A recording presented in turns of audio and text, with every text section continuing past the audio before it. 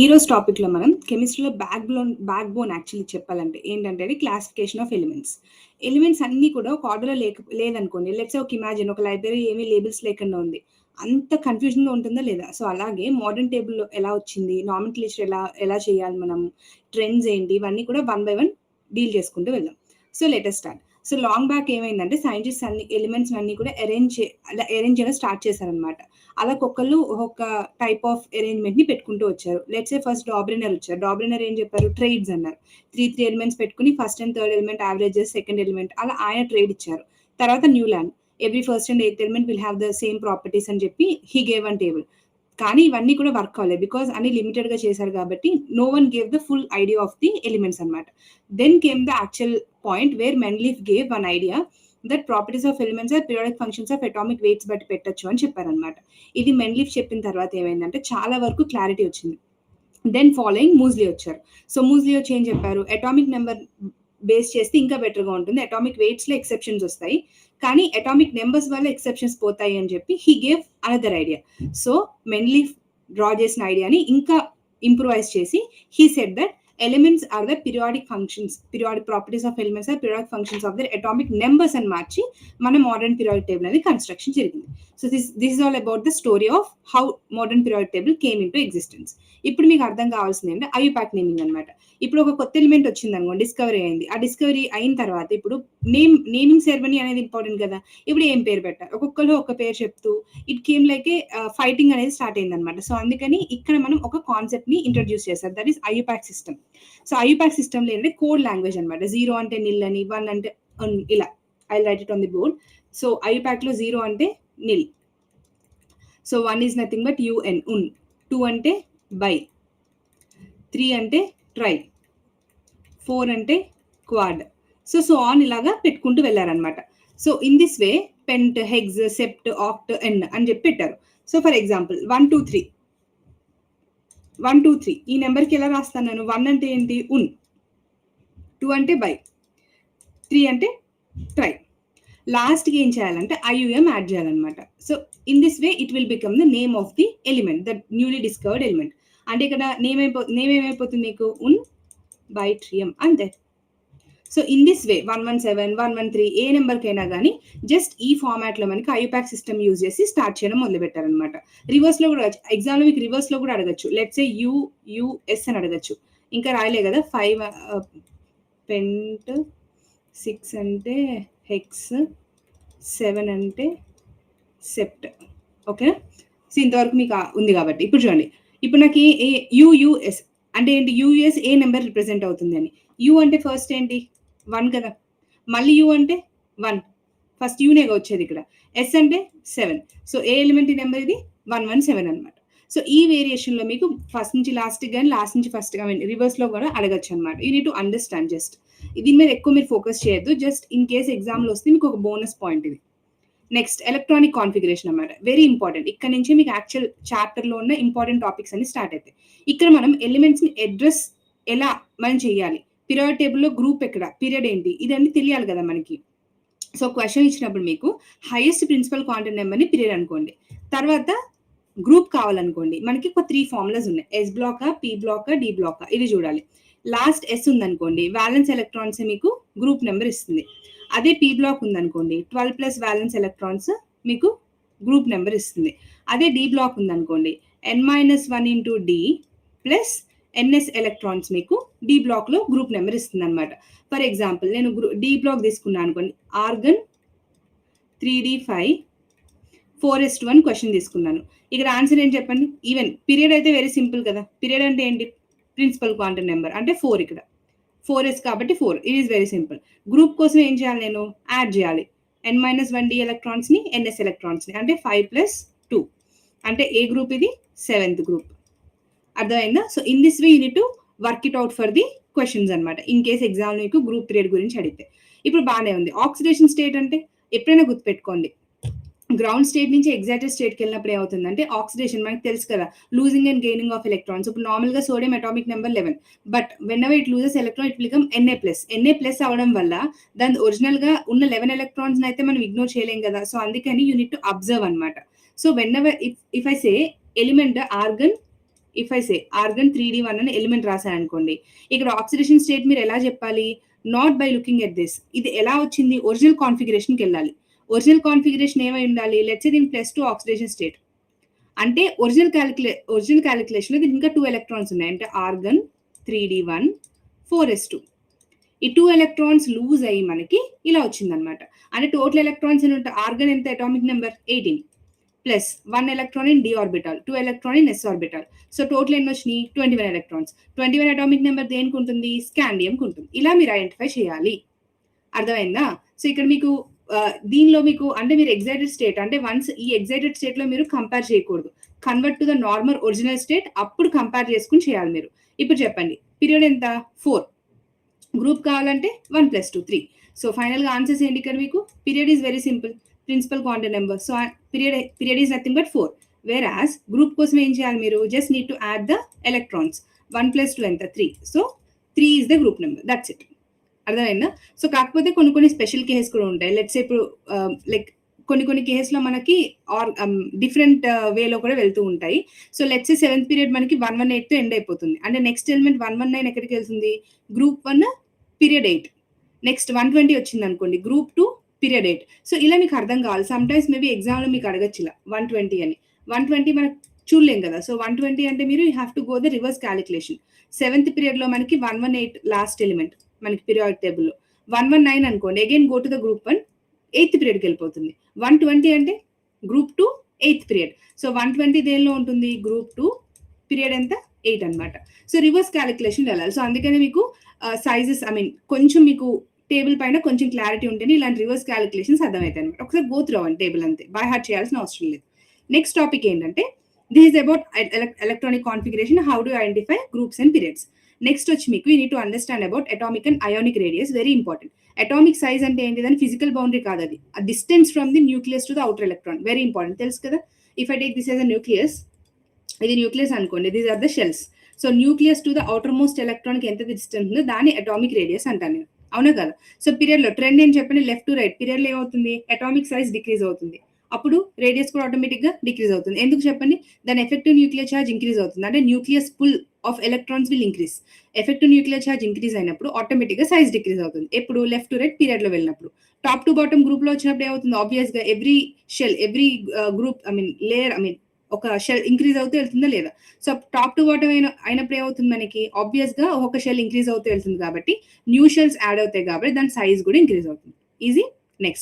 Next very important point మీకు అర్థం కావాల్సింది ఏంటంటే ఐసో ఎలక్ట్రానిక్ స్పీసెస్ అనమాట. This means only atoms ions different గా ఉన్నా కానీ what electrons number of electrons అన్ని కూడా సేమ్ ఉంటాయి అనమాట. For example O2-, F-, Na+, Ne, neon, తర్వాత Mg2+, Al3+. వీటన్నిటికీ even though my atoms are different but count the electrons అన్నిటికీ సేమ్. చూడండి 8 + 2 ఏని 10 ఎలక్ట్రాన్స్, 9 + 1 10 ఎలక్ట్రాన్స్, 11 - 1 10 ఎలక్ట్రాన్స్, నియాన్లో 10 ఉంటాయి. Mg2+, 12 - 2 10 ఎలక్ట్రాన్స్, 13 - 3 10 ఎలక్ట్రాన్స్, అవునా కదా.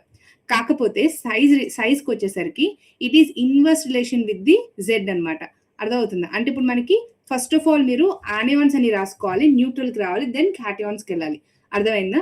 అంటే ఎగ్జామ్లో ఆనియాన్స్ కి ఎక్కువ పవర్తో వెళ్ళాలి, 3 - 2 - నెక్స్ట్ 1 - తర్వాత న్యూట్రల్ తీసుకోవాలి, తర్వాత క్యాటియాన్స్ అనమాట. క్యాటియాన్స్ ఏంటి? 2+, 3+ ఆర్ 1+, మధ్యలో 1+ ఉంటే 1+ కూడా. ఈ ఆర్డర్ ఫాలో చేయండి. అర్థమైందా?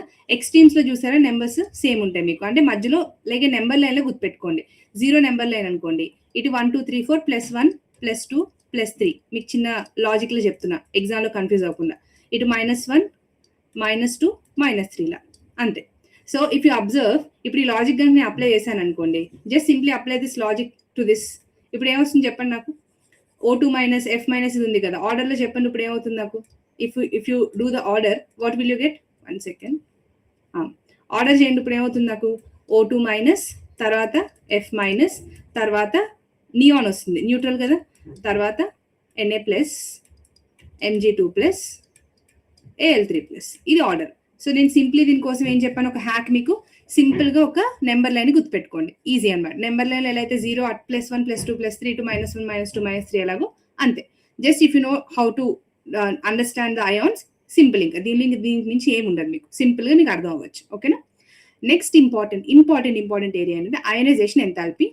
బేసిక్‌గా ఇది ఏం చెప్తుందంటే మనకి ఒక ఎలక్ట్రాన్‌ని బయటకి తీయాలి ఒక ఆటమ్ నుంచి. దానికి ఎంత ఎనర్జీ ఇవ్వాలి మనం? ఆటోమేటిక్‌గా దానంతట అదే వచ్చేది కదా! ఇప్పుడు లెట్స్ సే ఇక్కడ ఒక ఆటమ్ ఉంది. ఈ ఆటమ్‌లో it has one electron valence షెల్‌లో. ఈ ఎలక్ట్రాన్ నేను బయటకు తీయాలి అంటే how much energy should I give to remove this electron? దాన్ని ఏమంటాం మనం? అయనైజేషన్ ఎంథాల్పీ అంటాం. సో అయనైజేషన్ ఎంథాల్పీ ఎప్పుడు కూడా గుర్తుపెట్టుకోండి. సైజ్ చిన్నగా ఉన్నప్పుడు న్యూక్లియస్ ఎలక్ట్రాన్స్ ని టైట్ గా హోల్డ్ చేసి పట్టుకుంటుంది. అందుకని అక్కడ అయనైజేషన్ ఎనర్జీ ఎక్కువ ఉంటుంది. వేరే సైజ్ అటామిక్ సైజ్ పెద్దగా ఉందనుకోండి, అది ఈజీగా తీయచ్చు. న్యూక్లియస్ నుంచి దూరంగా ఉంటుంది కాబట్టి దాని ఎఫెక్ట్ తక్కువ ఉంటుంది. దాని nucleus effect. So it can be removed easily. Electron can be removed easily. So ultimate గా మీకు ట్రెండ్ గుర్తుపెట్టుకోవాలి అంటే ionisation enthalpy increases left to right, decreases top to bottom. Reason కూడా చెప్పాను. కానీ వీటికి కొన్ని ఎక్సెప్షన్స్ ఉన్నాయి. దీన్ని షీల్డింగ్ అండ్ పెనట్రేషన్ ఎక్సెప్షన్స్ అంటాం మనం. Because of shielding effect. Shielding effect అంటే ఏంటి? మధ్యలో ఉన్న ఆర్బిటాల్స్ ఆ షెల్స్ వల్ల మనకి ఇది డిఫరెంట్ గా మనకి రియాక్ట్ అయితే. For example first exception beryllium versus boron అనమాట. బెరిలియం ఎలక్ట్రానిక్ కాన్ఫిగరేషన్ చెప్పండి ఎలా వస్తుంది? 1s2 2s2 అంటే half full S orbital fill అయిపోయినాయి రెండింటి కూడా. వేరాస్ బోరాన్ కి ఏం చెప్పండి? బోరాన్ కి 1s2 2s2 2p1. ఇక్కడ మనకి 1 ఎలక్ట్రాన్ ఇన్ పి ఆర్బిటాల్ ఉంది. అంటే ఎస్ ఆర్బిటాల్ నుంచి న్యూక్లియస్ కి యూజువల్ గా పెనిట్రేషన్ ఎక్కువ ఉంటుందా లేదా? అంటే ఇప్పుడు మనకి ఏంటి? బెరిలియం అంటే ఈ కంపారిజన్ లో మనకి బెరిలియం కి ఎక్కువ ఉంటుంది కంపేర్ టు బోరాన్ అనమాట.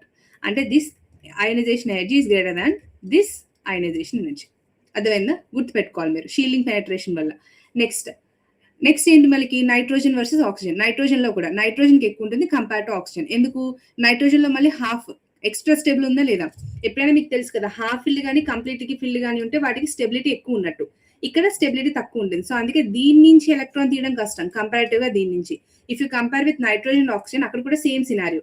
నైట్రోజన్ అండ్ ఆక్సిజన్ కంపేర్ చేయండి. నైట్రోజన్ ఎంత ఉంటుంది? 2p3 ఉంటుంది లాస్ట్ షెల్. అదే ఆక్సిజన్ ఉంది అనుకోండి 2p4 ఉంటుంది. 2p3 ఇస్ హాఫ్ ఫిల్ కదా, సో అందుకే ఇది స్టెబుల్ ఎక్కువ ఉంటుంది compare to 2p4. So that's why again ఇక్కడ మనకి రిలేషన్ అనేది నైట్రోజన్ కి ఎక్కువ అయనైజేషన్ ఎంథాల్పీ ఉంటుంది కంపేర్ టు ఆక్సిజన్. అర్థమైందా? సింపుల్ గా నేను చెప్పిన లాజిక్ అర్థం చేసుకోండి. ఎగ్జామ్ లో కూడా మీరు ఐడెంటిఫై చేయగలుగుతారు. సో ఓన్లీ థింగ్ ఏంటంటే కొంచెం సక్సెసివ్ వచ్చేటప్పుడు మనకి and also successive ionisation enthalpies are very higher. ఎందుకంటే ఫస్ట్ ఎలక్ట్రాన్ తీయడం ఈజీ, నెక్స్ట్ ఎలక్ట్రాన్ కొంచెం కష్టం, నెక్స్ట్ ఎలక్ట్రాన్ ఇంకా కష్టం అనమాట. సో అందుకని ఎప్పుడు ఆర్డర్ ఎలా ఉంటుంది? Ionisation enthalpy IE3 greater than IE2 greater than IE1 so on అనమాట. ఎందుకంటే because if you keep on అంటే ఒక ఎలక్ట్రాన్ ఈజీగా ఇస్తుంది, తర్వాత ఏం చేస్తుంది? It won't give that much easy. ఎందుకంటే న్యూక్లియస్ ఎఫెక్ట్ ఎక్కువ ఉంటుంది దానిపైన. సో అవి తీయాలి అంటే you need more energy. So that's why you have to follow this order. Next important topic ఏంటంటే electron gain enthalpy and electronegativity. చాలా ఇంపార్టెంట్, చెప్పేది సీరియస్ గా వినండి. ఒక ఎలక్ట్రాన్ ని మనం యాడ్ చేసినప్పుడు, ఒక ఆటమ్ కి ఒక ఎలక్ట్రాన్ యాడ్ చేసినప్పుడు అక్కడ ఒక ఎనర్జీ రిలీజ్ అవుతుంది మనకి. రిలీజ్ అయినప్పుడు ఏం చేస్తాం? మనం నెగిటివ్ సైన్ తీసుకుంటాం, అవునా కదా? For example if I take chlorine example, chlorine 17 electrons ఉంటాయి. 1 ఎలక్ట్రాన్ యాడ్ చేస్తేనే కదా ఇట్ విల్ బికమ్ Cl-, అవునా కదా? ఇక్కడ ఎలక్ట్రాన్ యాడ్ చేసాము, యాడ్ చేసినప్పుడు ఎనర్జీ అనేది రిలీజ్ అవుతుందా లేదా? ఎనర్జీ రిలీజ్ అవుతుంది ఇక్కడ మనకి. ఇలా ఎనర్జీ రిలీజ్ అయ్యేదాన్ని మనం ఎలక్ట్రాన్ గెయిన్ ఎంథాల్పీ అంటాం. ఆల్వేస్ మనకి ఎప్పుడైనా కానీ దీన్ని నెగిటివ్ సైన్ తోనే పెడతాం, తెలుసు మీకు ఆబ్వియస్ గా. Addition of electrons, removal electrons ఎలా పెట్టాలో తెలుసు. ఓన్లీ థింగ్ ఏంటంటే electron gain enthalpy is nothing but when electron is added to an atom it releases some amount of energy. That energy is nothing but electron gain enthalpy. Exam లో గుర్తుపెట్టుకోండి, ఎప్పుడు కూడా chlorine has the highest negative electron gain enthalpy in the periodic table, మొత్తం periodic table లో. ఓకేనా? So మీకు order కనుక నేను చెప్పాలి అంటే క్లోరిన్ ఫస్ట్ ఉంటుంది, తర్వాత ఫ్లోరిన్ ఉంటుంది, తర్వాత సల్ఫర్, తర్వాత oxygen. Remember this order, it will help you a lot in the exam. Highest అన్నిటితో పీరియాడిక్ టేబుల్ మొత్తం కంపేర్ చేస్తే మాత్రం ఎలక్ట్రాన్ రిపల్షన్స్ వల్ల ఈ క్లోరిన్ అనేది మనకి ఫస్ట్ ప్లేస్ లోకి వచ్చేస్తుంది అనమాట కంపేర్ టు ఫ్లోరిన్. సో గుర్తుపెట్టుకోండి, ఎగ్జామ్ లో order of highest negative electron gain enthalpy ఎలా ఉంటుంది? Chlorine, fluorine, sulphur and oxygen. Next comes electronegativity. Electronegativity అంటే మీనింగ్ ఏంటి? బాండెడ్ పేర్ ఎలక్ట్రాన్స్ ని అంటే ఇట్ అట్రాక్ట్స్ అనమాట. అట్రాక్టింగ్ అంటే when it attracts A bonded pair electrons towards it self, అక్కడ ఎంత మనకి పవర్ ఉంటుంది, దాన్ని ఏమంటాం మనం? ఎలక్ట్రోనెగటివిటీ అంటాం. సో ఎలక్ట్రోనెగటివిటీ బేసిక్ గా ములికన్ స్కేల్ ఫామ్ లో ఉంది మనకి. ఎలక్ట్రాన్ వోల్ట్స్ లో దీన్ని మెజర్ చేస్తాం మనం. అండ్ ఆల్సో స్మాల్ ఆటమ్స్ కి ఎప్పుడు కూడా మోర్ ఎలక్ట్రోనెగటివ్ ఉంటుంది. కింగ్ ఆఫ్ ఎలక్ట్రోనెగటివిటీ ఏంటి ఇక్కడ? ఫ్లోరిన్. ఇక్కడే మీరు కన్‌ఫ్యూజ్ అవుతారు. ఎలక్ట్రాన్ గెయిన్ ఎంథాల్పీ వేరు, ఎలక్ట్రాన్ నెగటివిటీ వేరు. అందుకనే ఫ్లోరిన్ దగ్గర కన్‌ఫ్యూజ్ అవుతారు. మళ్ళీ మళ్ళీ స్ట్రెస్ చేస్తున్నాను. ఎలక్ట్రాన్ గెయిన్ ఎంథాల్పీకి నేను చెప్పిన ఆర్డర్‌ని మాత్రమే ఫాలో చేయండి. Chlorine, fluorine, sulphur, oxygen. Whereas electron నెగటివిటీకి మాత్రము the king of electronegativity in the periodic table is fluorine. That is 4 value. ఎంత ఉంటుంది? ఎలక్ట్రోనెగటివిటీ ఆఫ్ ఫ్లోరిన్ ఎంత ఉంటుంది? 4 అన్నమాట. Always remember. చాలా ఇంపార్టెంట్. ఎందుకంటే అవుట్ ఆఫ్ ఆల్ ఇది పైన ఉంది కాబట్టి ఇది గుర్తుపెట్టుకోవడం ఇంపార్టెంట్. అండ్ ఆబ్వియస్‌గా స్మాలర్ ఆటమ్స్ కి యూజువల్లీ మోర్ ఎలక్ట్రోనెగటివ్ ఉంటుంది. ఎందుకంటే అది న్యూక్లియస్ కి ఎక్కువ దగ్గరగా ఉంటుంది కాబట్టి to attract bonded pair of electrons ని తీయడం అనేది చాలా కష్టం అన్నమాట దాని నుంచి. అందుకని ఆబ్వియస్‌గా దానిలో ఎలక్ట్రోనెగటివిటీ వాల్యూ ఎక్కువ ఉంటుంది. సో ఎలక్ట్రోనెగటివిటీ ములికన్ స్కేల్ అని చెప్పాను కదా. ఎలక్ట్రోనెగటివిటీ ఫార్ములా ఏంటంటే ionisation energy plus electron gain enthalpy divide by 2. ఇది ఫార్ములా. ఇదేంటి వాల్యూస్ ఎలా ఉండాలి? ఎలక్ట్రాన్ వోల్ట్స్ లో ఉండాలన్నమాట వాల్యూస్ అనేది. సింప్లీ ఎగ్జామ్ లో వాల్యూస్ ఇచ్చినప్పుడు ములికన్ స్కేల్ ఫార్ములా అప్లై చేయండి. Ionisation enthalpy plus electron gain enthalpy divided by 2. Clear? Now next important point ఏంటంటే మీకు దీనిలో కెమికల్ ప్రాపర్టీస్ అండ్ ఆక్సైడ్స్ అనమాట. ఇప్పుడు మనకి నేచర్ ఆఫ్ ఆక్సైడ్స్ ఏముంటాయి? బేసిక్ ఉంటుంది, ఎసిడిక్ ఉంటుంది. All metals will show basic oxides and all non metals will show acidic. అవునా కదా? Metals are basic, non metals are acidic. Both acidic and basic ఉండే వాటిని ఏమంటాం మనం? ఆంఫోటరిక్ అంటాం. So metals are basic. 1 second. Metals are basic. Non metals are acidic. Both metals and non metals ఉండేదాన్ని ఏమంటాం మనం? we name it as both acidic and basic. I mean to say amphoteric. అర్థమైందా? So metals అంటే group 1 తెలుసుగా. Metals అంటే group 1, group 2 ఉంటాయి. Example sodium oxide, calcium oxide ఇవన్నీ ఉంటాయి. అవే నాన్ మెటల్స్ అనుకోండి. We have different Cl2O7, SO3, N2O5 ఇవన్నీ కూడా నాన్ మెటల్స్ లోకి వస్తాయి మీకు. ఆక్సిడేషన్ స్టేట్ చాలా చాలా ఇంపార్టెంట్.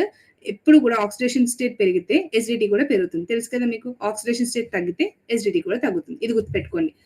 ఎసిడిక్ కోసం ఒకటి చెప్తున్నా. ఆక్సిడేషన్ స్టేట్ ఇంక్రీజ్ అయింది అనుకోండి, ఎసిడిక్ నేచర్ కూడా ఇంక్రీజ్ అవుతుంది.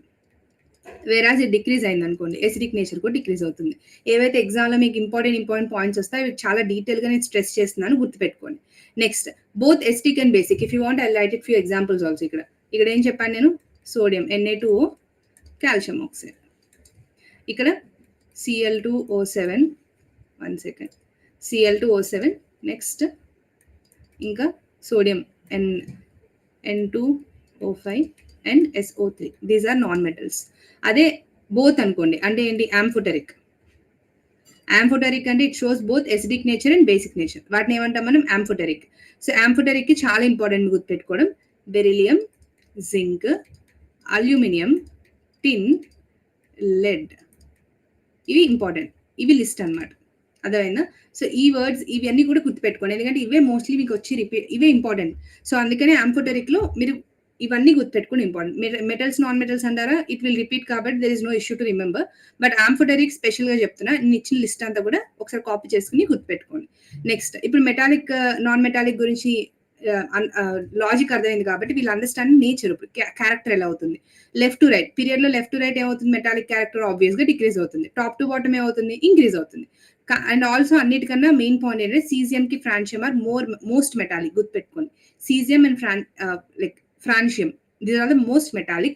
వేరస్ మెటాలిక్ క్యారెక్టర్ కి ఆపోజిట్ చేయండి, నాన్ మెటాలిక్ క్యారెక్టర్ వస్తుంది. ఓకేనా? సో ఎగ్జామ్ లో మాత్రం కన్ఫ్యూజ్ అవ్వకండి. ఏదైతే మనం పాయింట్స్ రివైజ్ చేసాం ఇప్పుడు దాకా 1 by 1 డీటెయిల్ గా ఒక్కసారి చూసుకోండి. More than enough for this chapter. ఇది చాలా ఈజీ అండ్ ఆల్సో ఈజీగా సింపుల్ పాయింట్స్ లోనే వస్తాయి. ఎక్కువ క్యాలిక్యులేషన్స్ ఉండవు. సో కొంచెం థియరీ మీద కొంచెం కాన్సన్ట్రేట్ చేయండి.